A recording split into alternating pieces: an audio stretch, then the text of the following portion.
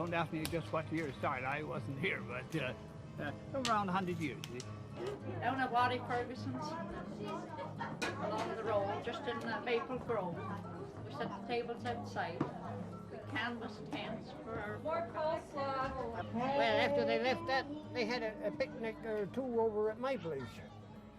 You know, just before you go around the turn past the graveyard. But then I don't know, they come back up here.